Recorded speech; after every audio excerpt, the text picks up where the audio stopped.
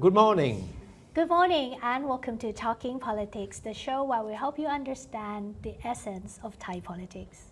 Only after 6 months in office and the government of Prime Minister Anutin Charnvirakul is already going to face its biggest political test.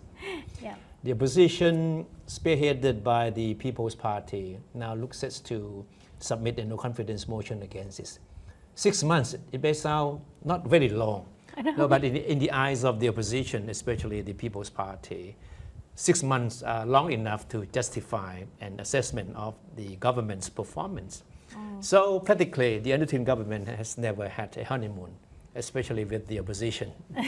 Yeah, so once Parliament reconvenes after the current recess next week, the opposition will seek to grill the Anutin administration.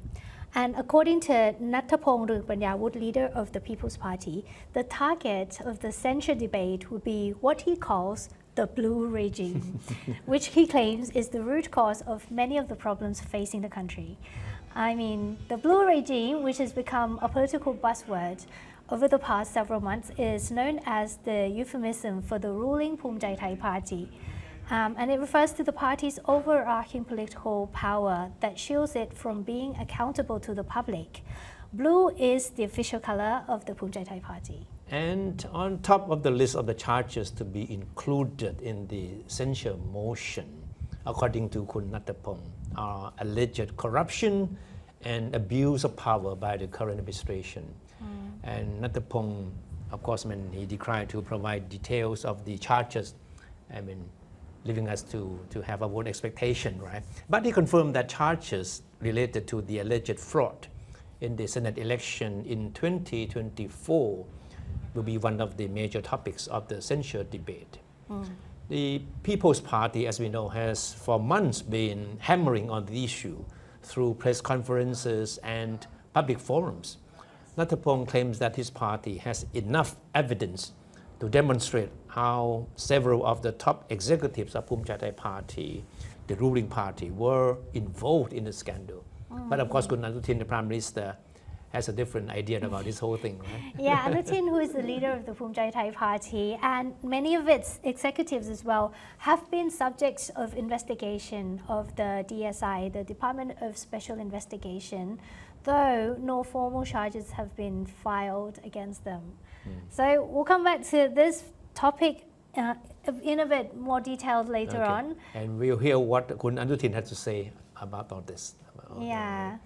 So meanwhile, the Kun Parit Vacharasin, the spokesman of the People's Party and the opposition whip, said the alleged massive fraud in the examinations for local administrative officials of the Interior Ministry, which have been making headlines in recent weeks and months, is another issue to be raised against the Phumjai Thai government in the censure debate. Yeah, this is a very big one. Yeah. He said since Anutin currently doubles as Interior Minister, he cannot deny responsibility. In fact, Anutin served in the same position in the two previous administrations as well. And alleged corruption in the Thailand AI passport, a much publicized project to provide 5 million Thais with premium AI access, will also be featured in the no-confidence debate, according to Parit.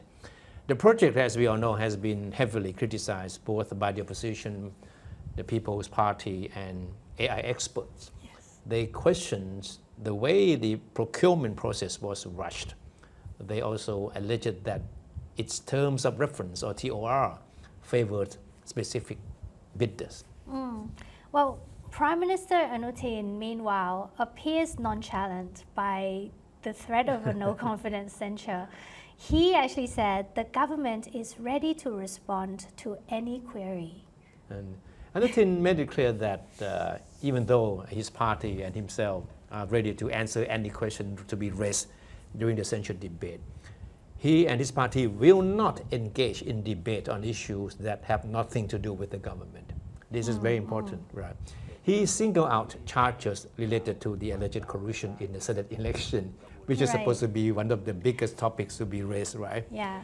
This has nothing to do with the present government, Kun Anutin declared that this week. Yeah. And he insisted that his current government should not be held responsible for the alleged Senate election collusion, which he said took place back in 2024. But he didn't mention that at the time he also served as Deputy Prime Minister and Interior Minister under the government of Prime Minister Paetongtarn Shinawatra. Yeah, Anutin said the Senate belongs to the legislative branch and has nothing to do with his government.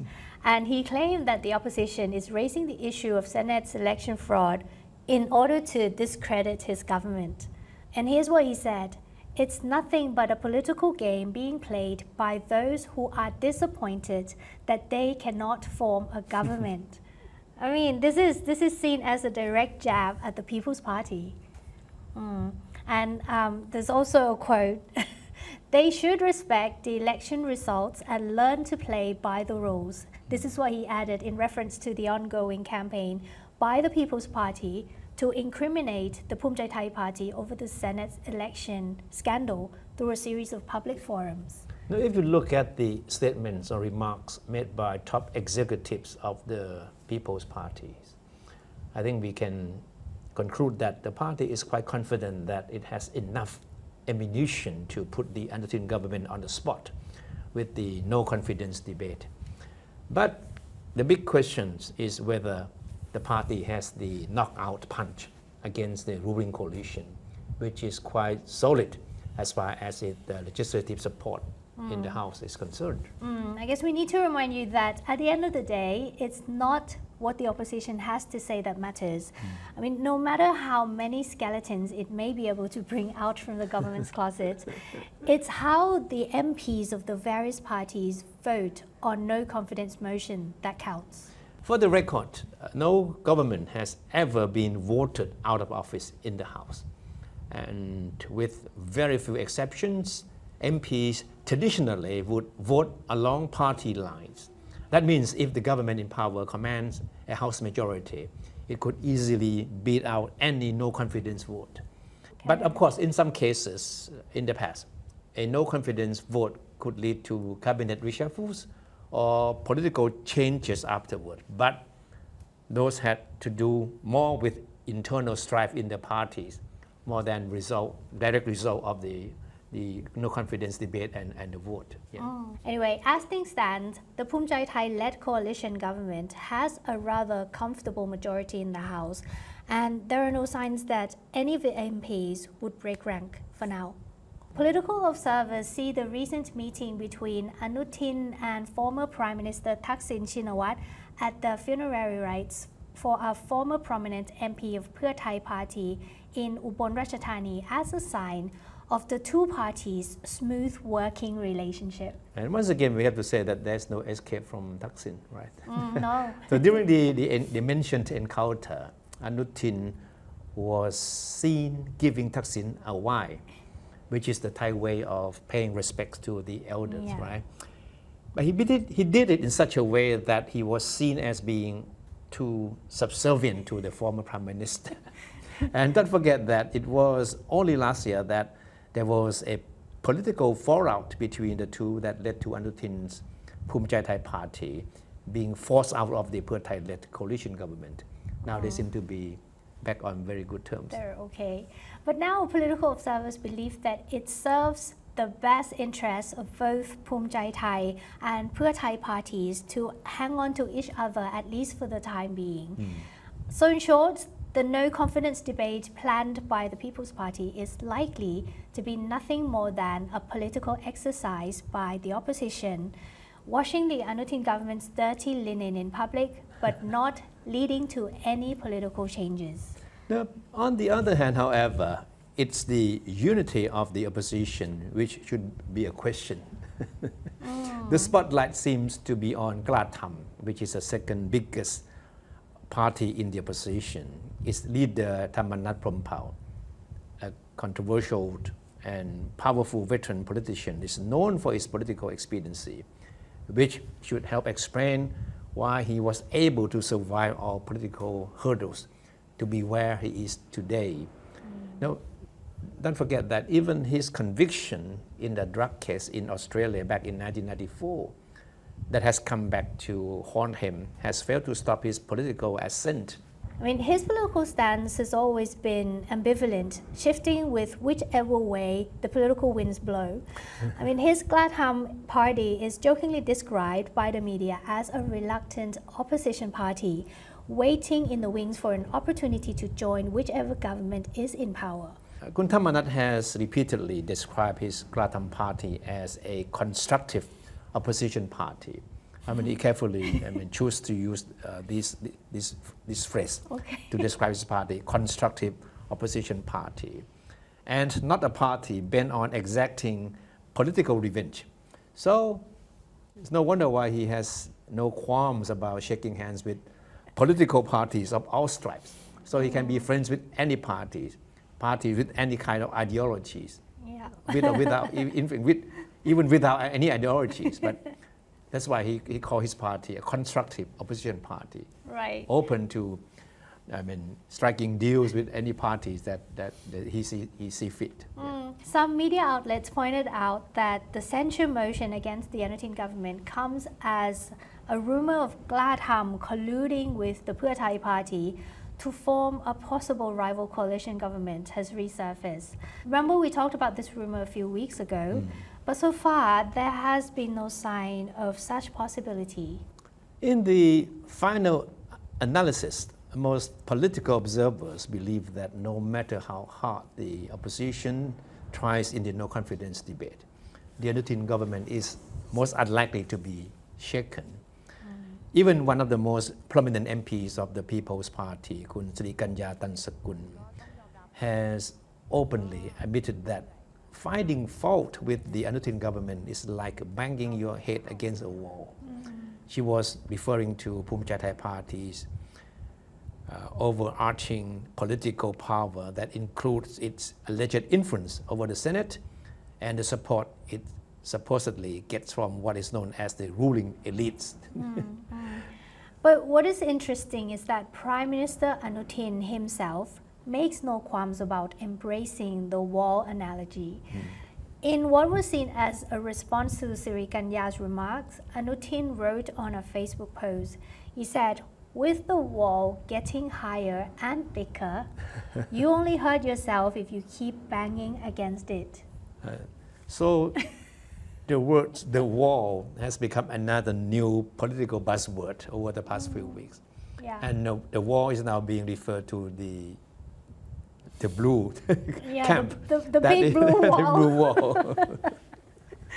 Okay, as we mentioned earlier, that we would come back to visit the issue of the alleged Senate the election collusion, right?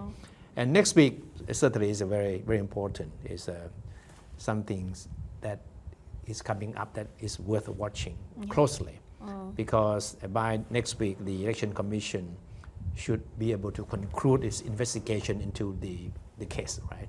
Yeah, the Election Commission or the EC says the investigation is now in its final review stage with a decision expected by the end of August, which is next week. And this outcome will be pivotal. I mean, these allegations have been circulating since the Senate election about 2 years ago. And critics say that little progress has been made and the EC has been dragging its feet. Among the accusations are candidates bringing a list of names into the voting venue, and we've seen videos of it, and some were paid to register as a Senate candidate in order to vote for someone else as well. So and that was, as we move closer to the deadline, the People's Party and its network are stepping up their efforts to pressure the Election Commission to quickly conclude the case and refer it to the courts for legal proceedings. Their campaign, the party's campaign, includes organizing public forums and posting evidence online to expose alleged collusion in the Senate election. And remember this CCTV footage of the alleged collusion right at the Senate election venue, right? That was just the start of the revelation by the People's Party. Exactly, it's getting juicier and juicier as the deadline approach. During one of the following public forums, like they held like 3 or 4, I can't remember now, there's so many. Parit Vacharasin, the opposition whip, revealed a video, a different video, this one, where alleged individuals were coaxing the candidates to get on board with their plans. And in some parts of the video, the person can be heard saying, we're not doing this for business, but for those above. I mean, and then he goes on, it is a mission for those above, a mission for the country. Parit did not say who these people were, the people who made the remarks and when the conversation took place. But in a social media post, Parit wrote that this is clearly an improper practice among those allegedly involved in the Senate election rigging scheme. By claiming to have connection with revered figures, these people are deliberately exploiting people's faith for personal gain. Yeah, and in addition to this, the opposition has also revealed evidence of questionable money transfers, which involved one of the Election Commission's former staff. For this one, the EC, however, denied the link and saying that their investigation found that the money transfer really took place, but it happened before applications were open for the Senate candidates. And they said that the money has to do with another case involving MPs' elections instead. But, whichever the case, the EC's admission that there were questionable funds transfer has itself raised serious concerns, particularly about public trust in the Commission.